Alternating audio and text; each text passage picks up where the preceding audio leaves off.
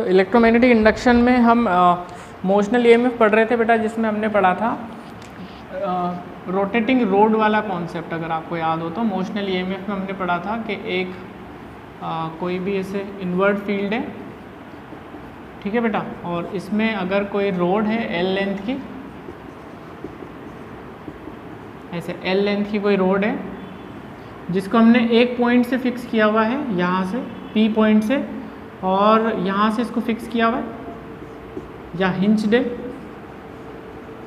और इसको हम ऐसे ओमेगा एंगुलर वेलोसिटी से अगर रोटेट कराते हैं बेटा, तो हमने देखा था कि इसके दोनों एंड्स के अक्रॉस एक पोटेंशियल डिफरेंस क्रिएट हो जाता है। अगर इसकी लेंथ एल है तो वो पोटेंशियल डिफरेंस या इंड्यूस ईएमएफ कितना आता है, half B omega L square. ठीक है, ये हमने मोशनल ईएमएफ में सीखा था। अब ये पोटेंशियल डिफरेंस है तो फिर कौन सा एंड जो है वो हाई पोटेंशियल पे होगा, पी वाला होगा या क्यू वाला होगा। तो हाई पोटेंशियल एंड का पता लगाने के लिए हम क्या करेंगे, हम एक चीज़ छोटी सी सोचें कि इसमें जो चार्जेस हैं, मान लो इसमें क्यू चार्जेस है पॉजिटिव, इस पॉजिटिव चार्ज पर किधर फोर्स लगेगी, तो आंसर है इस पे फोर्स लगेगी F equals to q v cross B. हमें अच्छे से पता है ये फोर्स लगती है पॉजिटिव चार्जेस पे। तो क्योंकि ये रोड मोशन में है तो इसका मतलब ये चार्ज भी मोशन में है, और चार्ज अगर मोशन में होता है मैग्नेटिक फील्ड के अंदर तो उस पर एक फोर्स लगती है क्यू वी क्रॉस बी। तो जो वी क्रॉस बी की डायरेक्शन होगी उसी डायरेक्शन में फोर्स लगेगी चार्ज पार्टिकल पे। तो अब यहाँ पर वी क्रॉस बी निकाल के हम देख लें तो हमें पता चल जाएगा कि पॉजिटिव चार्जेस किधर शिफ्ट होंगे। जिधर पॉजिटिव चार्जेस शिफ्ट होंगे उसी तरफ हाई पोटेंशियल एंड हो जाएगा। तो यहाँ पर अगर ये ओमेगा से ऐसे घूम रहा है तो आप यहाँ पर अगर कोई एलिमेंट लेके देखो तो उसकी वेलोसिटी ऐसी आएगी। कोई भी एलिमेंट जैसे लेके देखोगे आप तो उसकी वेलोसिटी कैसे आएगी, लीनियर वेलोसिटी ऐसे आएगी। अब मैग्नेटिक फील्ड इनवर्ड है और वेलोसिटी इधर है, तो हम राइट हैंड रूल का इस्तेमाल करते हैं क्रॉस प्रोडक्ट का। ये v और b किधर है, अंदर, तो v क्रॉस b, तो पाम जिधर होगा उधर फोर्स की डायरेक्शन होगी। तो पाम किस तरफ है, इस तरफ। यानी ये जो p पॉइंट है बेटा मेरा, ये हाई पोटेंशियल एंड होगा। यानी मुझे इसको कैसे लिखना चाहिए, मुझे इसको ऐसे लिखना चाहिए Vp minus v q is equal to Vp minus v q is equal to half B omega L square. Vp minus v q is equal to half B omega L square. हाँ, अगर मैं आपसे v q minus v p पूछता तो फिर आप इसका answer उल्टा कर देते, minus half B omega L square. ये कॉन्सेप्ट आप ध्यान रखना। हाई पोटेंशियल एंड कैसे पता लगाएंगे, राइट हैंड रूल से। तो ये हमने एक कॉन्सेप्ट सीखा कि भाई हाई पोटेंशियल एंड किधर देना है, वो समझ में आ गई बात। अब इसमें थोड़ा सा जनरलाइज करके देखते हैं चीज़ों को। ये जो पोटेंशियल डिफरेंस है इन दोनों पॉइंट्स के बीच में है बेटा, दोनों एक्सट्रीम एंड्स के बीच में। अब मान लो आपसे ऐसा मैं बोलूँ कि इसी रोड में यहाँ पे मैंने फिक्स किया हुआ है, ये P पॉइंट है, ये Q पॉइंट है, ये दूरी L है, ओमेगा से इसको घुमा रहे हैं हम, और इनके बीच में एक पॉइंट ले लेते हैं हम R। तो ये टोटल L दूरी है, ठीक है ना। मैं आपसे बोल रहा हूँ कि बताओ P और R के बीच में कितना पोटेंशियल डिफरेंस होगा, Vp माइनस VR कितना होगा।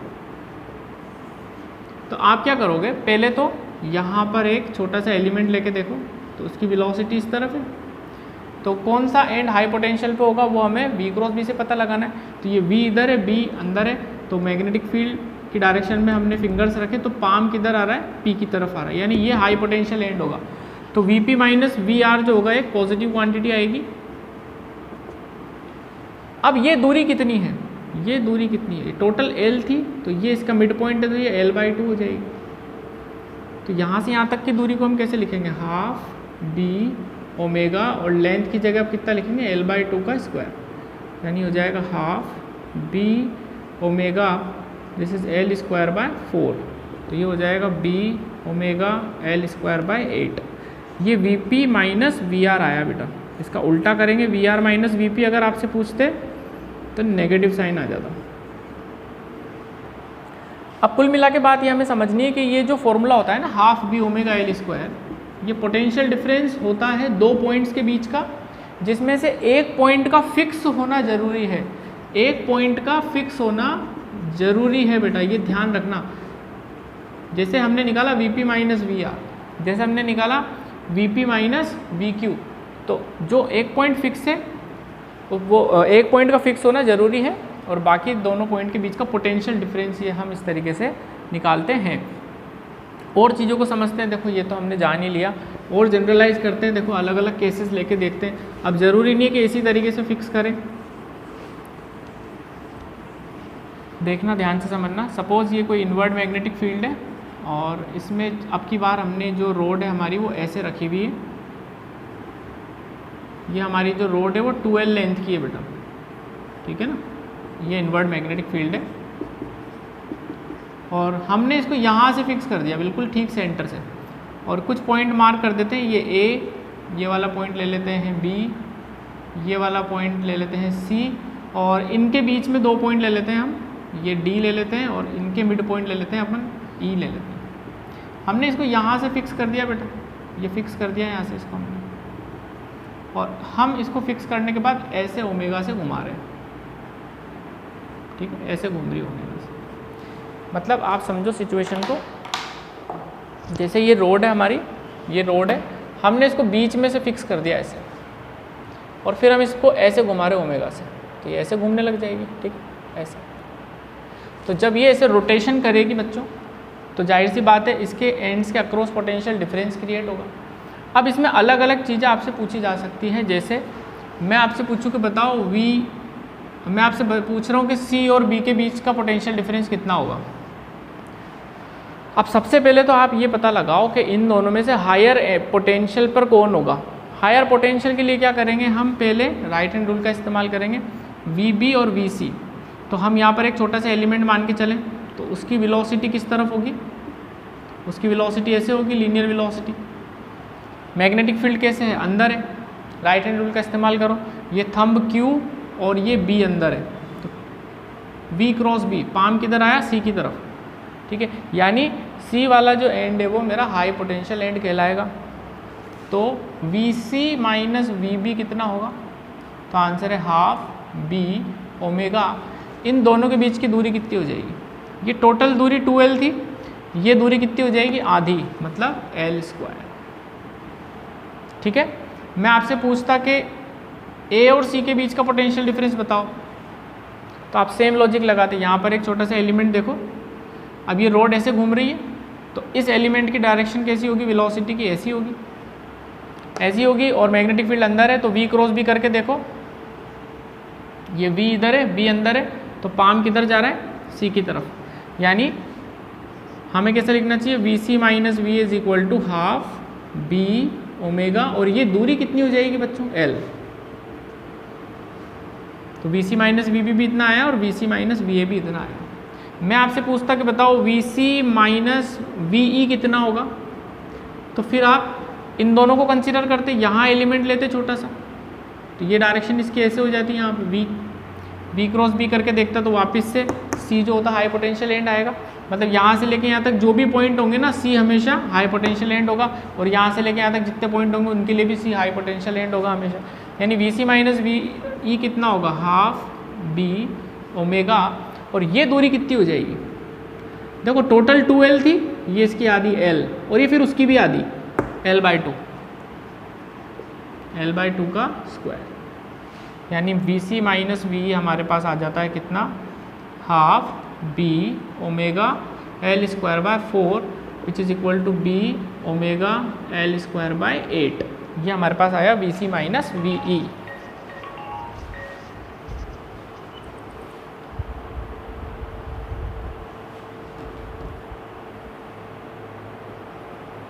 ठीक है बच्चों, तो ये वी सी माइनस वी आ गया हमारे पास। अब इसी तरीके से कुछ भी आपसे पूछा जा सकता है, तो बिल्कुल परेशान नहीं होना हमें। इन दोनों के बीच का पोटेंशियल डिफरेंस पूछा जा सकता है, ठीक है। अब सवाल को थोड़ा सा अगर घुमाने की कोशिश करें, और मैं आपसे बोलूं कि बताओ ए और बी के बीच का पोटेंशियल डिफरेंस कितना होगा, V A minus V B कितना होगा। तो अब ध्यान से देखना, तो इसमें एक मिसकंसेप्शन क्या कर देते हैं बच्चे, एक गलती कर देते हैं, उन्हें फॉर्मूला याद रहता है half B omega L square, तो वो ऐसे कर देते हैं हाफ बी ओमेगा, और ये टोटल दूरी कितनी हो जाएगी 2l, तो 2l का स्क्वायर, यानी कितना हो जाएगा हाफ बी ओमेगा, और 2l का स्क्वायर कितना हो जाता है 4l स्क्वायर, ये 2 से कट जाएगा 2 टाइम्स, यानी 2b ओमेगा एल स्क्वायर।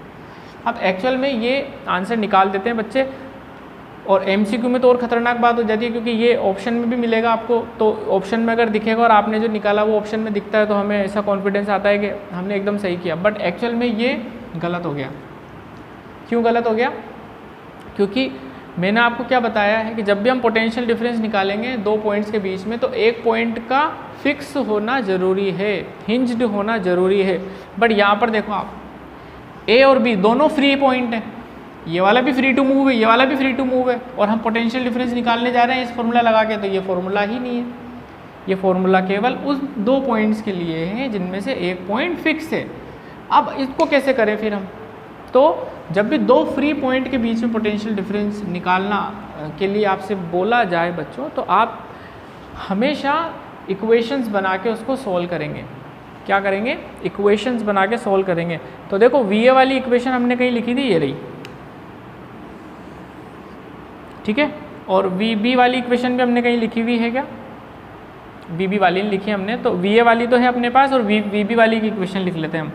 तो देखो इन दोनों के बीच में अगर लगाएं हम सी और बी के बीच में, तो सी हाई पोटेंशियल एंड होगा, यानी V C minus V B कितना हो जाएगा? हाफ बी ओमेगा, और ये दूरी एल है तो एल स्क्वायर, ठीक है। ये हमारी इक्वेशन नंबर 1 बोल देते हैं हम इसको, और ये इक्वेशन नंबर 2 बोल देते हैं।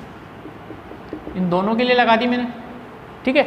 अब दोनों का RHS पार्ट सेम है, इसका मतलब इक्वेशन 1 बराबर इक्वेशन 2 लिख सकते हैं। 1 बराबर 2 लिखने का मतलब क्या हो गया?